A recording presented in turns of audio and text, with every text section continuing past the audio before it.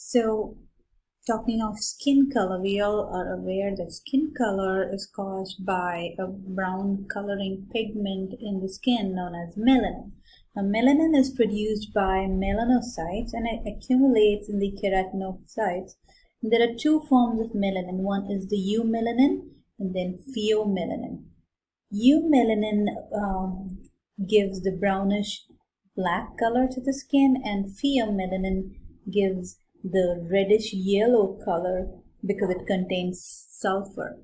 Now, people of the different skin colors have the same number of melanocytes, but they produce more melanin in dark skinned people, and the lighter skinned people produce lesser melanin. Now, the melanin granules in darker skinned people breaks down more slowly, and they are spread out in the keratinocytes. So the melanin that is produced in these cells can be seen through the epidermis, and that's what gives us the skin color. Now, lighter skinned people, their melanin is clumped near the keratinocyte nucleus, and very little melanin can be seen beyond stratum basale. Now, stratum basale is the deepest layer of the epidermis.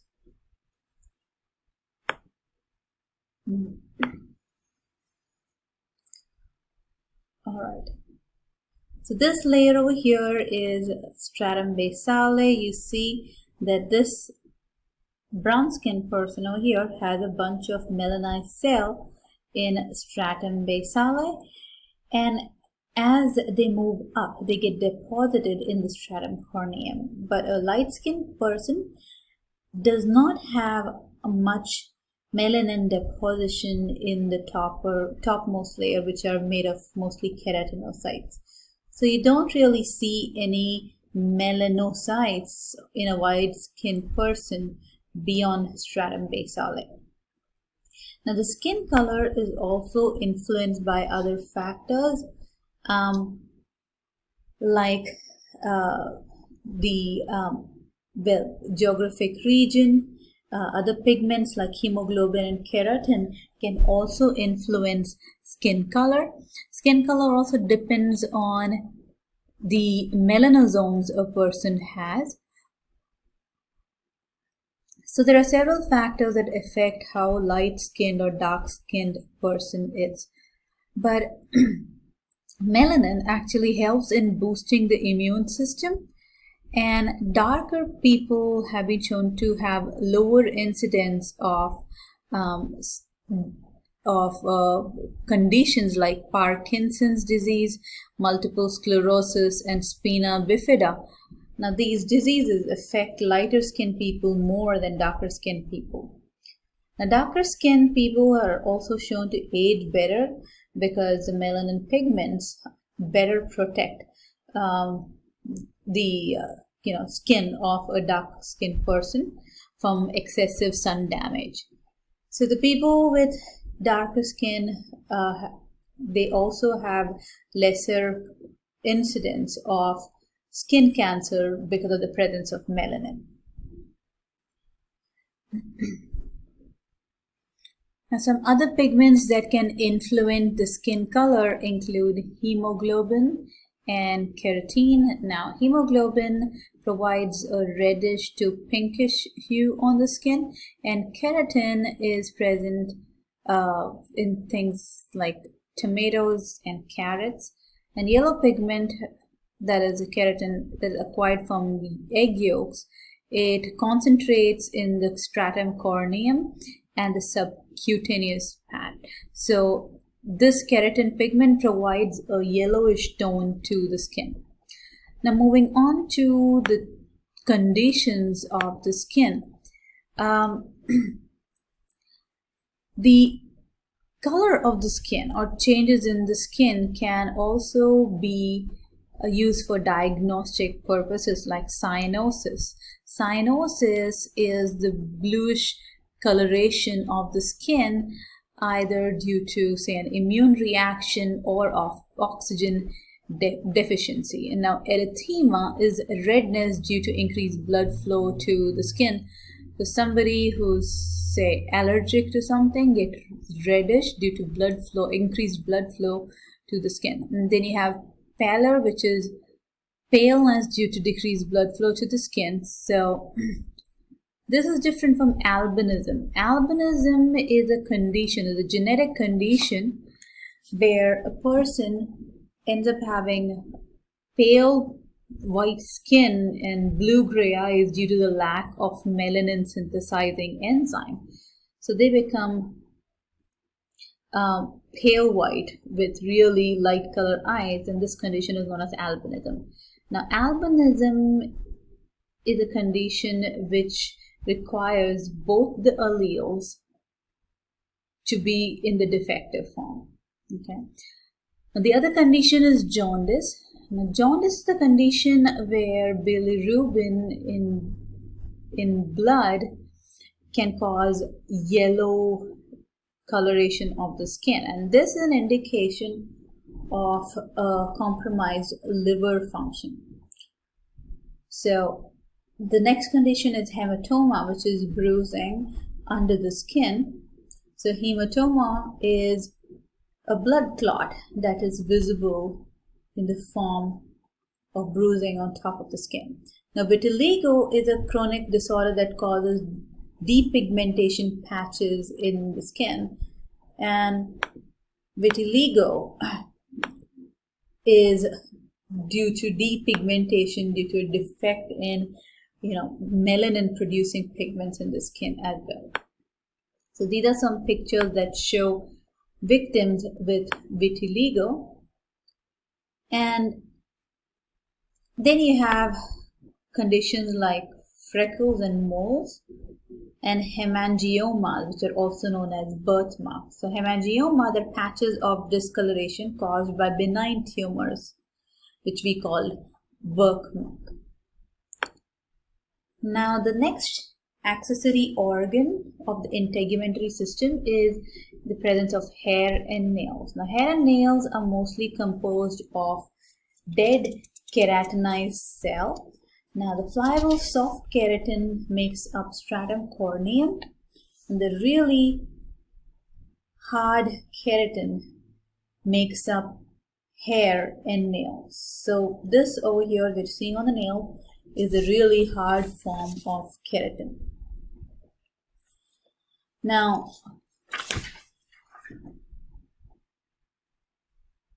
the tougher and more compact keratin is present in the nails, which makes the nail really, really hard. Now, the other structure is hair, which is also an accessory structure. Now, pilus is another form of, another name for hair. So the plural is pilus. Now, the other important structure on the integumentary system that look like hair are erector pili. Now, erector pili are muscles that are attached to hair follicles in mammals. So when these muscles contract, it causes the hair to stand on the end. And this happens when you get goosebumps or when you feel cold. Now, hair itself is a slender filament on the keratinized cell, and the region of hair that we see on the surface is actually the hair follicle. But in a sense, the hair begins in the second layer of the skin, known as the dermis. So the root of the hair lies in the dermis, and hair covers almost every part of the body. So if you look at the closer structure of hair, this over here is the hair shaft, and this region is the root of the hair, and at the very bottom you have the hair bulb, which is supplied by a blood vessel and capillaries in the dermis. And the only living hair cells are present near the root bulb. As it moves further towards the surface, you only have dead hair. And when somebody gets a haircut or shaves, they're really removing the hair shaft, but the root is buried deep within the skin, and that's why the hair keeps growing back. Now, there can be several different textures of hair. It can be straight hair, wavy hair, oval, and all of this is determined by several factors like the genetic factor and external environmental factors that can cause damage or change the texture of hair. Now, the color in the pigment of hair is due to the granules of melanin that are present in the hair. Now, another type of melanin pigment known as neuromelanin is only present in regions of the brain, but the other two types, eumelanin and pheomelanin, determine how dark or how light the hair can be.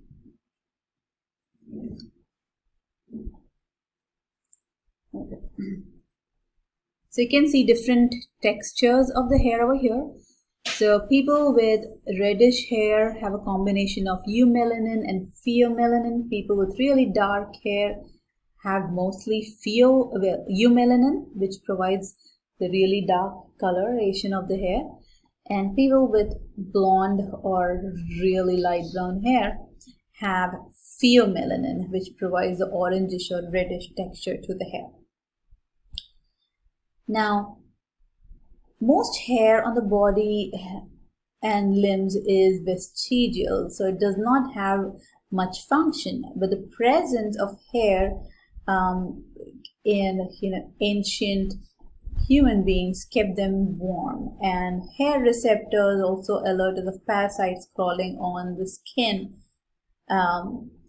So the presence of hair actually helps us retain the temperature of the body, and it also helps in preventing in sunburn. But for the most part, hair is a vestigial structure, and we can totally do without hair. Now, certain types of hair are significant of sexual maturity, like pubic and axillary hair. They also aid in transmission of sexual sense. And hair in the eyelashes and eyebrows help in protecting the eyes from dust entering the eye. Then they also help in non-verbal communication at times. Now, the next accessory structure are the nails. Now, the nails are really hardened layers of keratin. Now, it's interesting that a person who's right-handed, their nails grow faster on the right hand than on the left hand, and vice versa. So the nails are actually clear, hard derivatives of keratinocytes that are present in stratum corneum. Their main function is in grooming, picking, and they provide sensitive fleshy areas to grab tiny objects. Now, if you look at the first part of the nail, you have the nail bed. So this region under the hard nail surface is called the nail bed. Now, this portion of the nail has very rich supply of blood vessels and lymphatic vessels. So the blood vessels and lymphatic vessels in this area keep the nail healthy. The main function of the nail bed is to supply nourishment to the nail. The next part of the nail is, well, the eponychium, also known as the cuticle. Now, cuticle is the region that is a half-moon shaped end of the nail, and right above the cuticle or the eponychium, you see a white region which is called the lunule. Then you have the free edge of the nail that overhangs the tip of the finger, and this overhanging tip is called the free edge of the nail. The function of the free edge is to protect the fingertip and protect the hyponychium that lies beneath the epidermis. So the hyponychium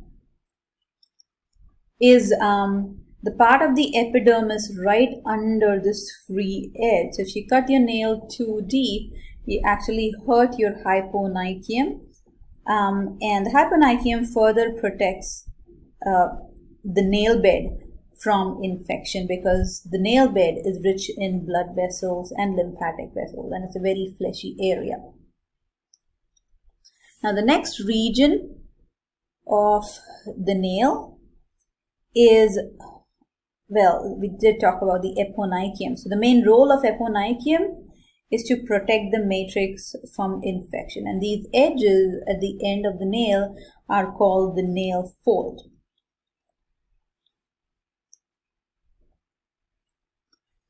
Now the main growing area of the nail is actually the nail root. The nail root and the nail matrix. So these two areas are the growing area of the nail. The shape and size of the matrix determine the thickness of the nail. And even over here, we see the process of keratinized cells moving up to the top. So hardening of the nail is basically keratinization, and excessive keratinization of cells where cells are extremely tightly packed. So the main function of the nail matrix is to protect the underlying fleshy area from excessive damage. Okay, so the next region of the skin and the integumentary system is sebaceous gland. Now, sebaceous glands secrete really oily substances known as sebum. They not only prevent dehydration, but they also contain chemicals like defensins to prevent bacterial infection. Now, the other type of glands you'll find on the skin are sudoriferous gland, which can be eccrine gland or apocrine gland. So the other glands that are found on the skin are sudoriferous glands like eccrine and apocrine glands. Eccrine glands are sweat glands that help cool the body by evaporating. So they also help in eliminating some amount of waste from the body. But apocrine glands are sweat glands that are mainly located in the skin of the axilla or armpit, or the skin of the groin. They're present in the areolae, which is the area around the nipple, and they're also present in the bearded facial regions of an adult male. So they excrete ducts that secrete sweat during emotional stress or during nervousness or during sexual excitement as well. So the next type of gland is the ceruminous gland. Now, ceruminous glands are modified sweat glands. Ceruminous glands are modified sweat glands that are located in the ear canal. Along with the nearby sebaceous glands that are involved in producing the waxy secretion known as ear wax, the ceruminous gland provide a sticky barrier that prevent foreign substances from entering the ear. So the next part is skin cancer or carcinoma. Now there are several different types of skin cancer. The first type we're going to look at is basal cell carcinoma. Now basal cell carcinoma is the most common type of carcinoma, but it's the least dangerous form because it seldom metastasizes from one part to the other. And this is mainly formed in the lowest region of the epidermis, which is the stratum basale. Now the lesions of basal cell carcinoma are really, really small. They look like a really shiny bump with a depression and really uneven edges with bead-like structures in the edges, microscopic structures in the edges. Now this picture over here shows a benign tumor, and this picture over here shows a malignant tumor. So you can see that a malignant tumor has an uneven structure, whereas a benign tumor has a very even structure and it doesn't grow very long. So this over here is the ABCD of skin cancer. You look for asymmetry. Now, asymmetrical tumors that continue to grow can be malignant. Then you look at the border. The benign tumors have an even border, whereas malignant tumor have really uneven border. And then you observe the color. Now, benign tumors are usually of a single shade, whereas malignant tumor have multiple shades while they grow. And the last one is diameter. So usually a benign tumor is 6 millimeters or small. They don't grow any further, but malignant tumor, a lot of times they're larger than 6 millimeters and they continue to grow. Now the next type of skin cancer is squamous cell carcinoma. Now squamous cell carcinoma arises from keratinocyte of stratum spinosum, which is also a layer of the epidermis. Now the lesions usually appear on the scalp, ears, lower lip, or the back of the hand. Now these lesions, as you can observe, have raised reddened scaly appearance, and they look like an ulcer, more like an ulcer rather than, a cancerous tissue growing on the skin. So the chance of recovery with early detection of squamous cell carcinoma is really, really good. They can also be removed surgically, but they do tend to metastasize to lymph node. And once that happens, there's a chance of this type of carcinoma becoming lethal. Now, the last most deadly form of melanoma is malignant, of carcinoma is malignant melanoma. This is the most deadly form of skin cancer. It only is seen in less than 5% of the cases, but it is the most deadly form. Now, unless it is successfully removed and caught early, it can be really, really fatal. Now, if it's caught early, but if it metastasizes to other parts of the body, again, it can be fatal. The greatest risk factor of malignant melanoma include a family history of having malignant melanoma, and people who had sunburn as a child and severe sunburn as a child, and people who've had who are redhead, they actually have higher incidence of skin cancer, that is specifically malignant melanoma, is what has been observed. Now, the other conditions of the skin include burns. So there can be 3 types of burns. You can have the 1st degree burn, 2nd degree burn, and 3rd degree burn.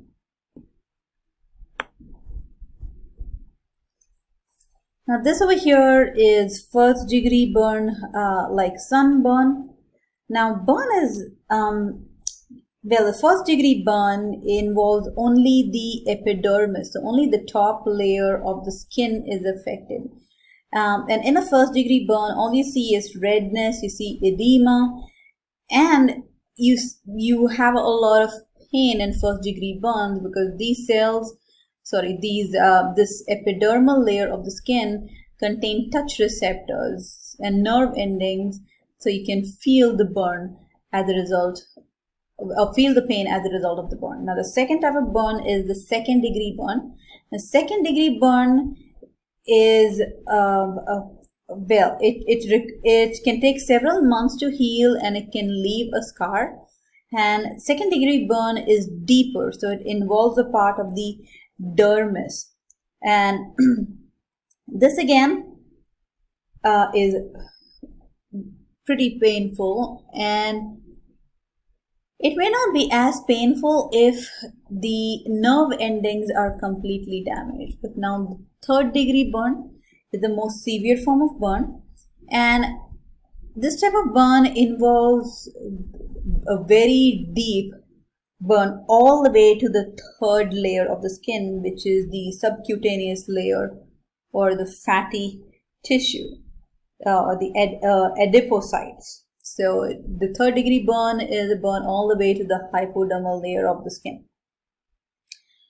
Now, this type of burn involves deeper tissues, so it often requires grafting of the skin for treatment, and it's really agonizing, and it requires constant fluid replacement and antibiotics for infection control, because the burn can infect very easily through the exposed blood vessels right under that are present in the subcutaneous layer of the skin. Now, believe it or not, burn is a leading cause of accidental death, like fire in the kitchen, sunlight, radiation, strong acids, electric shock. All of these can cause burn, and it can often result in often result in death due to loss of fluid rather than the burn itself, or it can result in death due to a secondary infection as a result of the burn.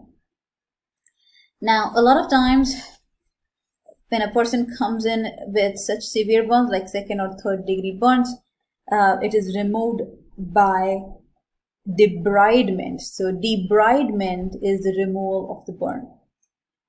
And the burnt dead tissue that you're seeing in here is actually called eschar. E-S-C-H-A-R. So that's just the dead tissue, which is called eschar. Now, the skin is also a representation of aging. So when a person is wrinkling, you see a dehydrated crackling of the skin. A person often shows aged skin even if they are not very aged. So wrinkling of the skin can be caused by a variety of reasons, and one of them is dehydration and decrease in the skin's immune response. Excessive dryness can make a skin look aged as well. Decreased sweat production can actually cause dryness of the skin. So a person who doesn't produce much sweat can actually look older sooner because of excessive dryness. Now, it has been observed that the decrease in the amount of melanocyte actually causes aging, but there are other factors like the telomerase activity on cells that cause aging to progress. So as the cell divides, it loses the ends of the chromosomes, which are actually telomeres, which protect the chromosomes. So as we multiply the cells, and every time a cell divides, they lose a little bit of the telomere in their chromosomes, which has been found to add to aging. Now, the other reasons for aging include loss of subcutaneous fat, which makes the skin look really dry and loose, and then any decrease in the thickness of the skin. The people with really thin skin tend to age more easily than people with the thicker skin, and some pathological conditions can also cause aging, like progeria. If you remember, we saw a condition wherein a person who does not have the gene to synthesize the nuclear lamina can show accelerated aging. Now, as we age, the hair and nails also become more brittle. So all of them are connected. So this is all about the integumentary system. So you need to focus on the structure of the skin and all the accessory organs for the integumentary system, and this is going to be a part of your test along with histology.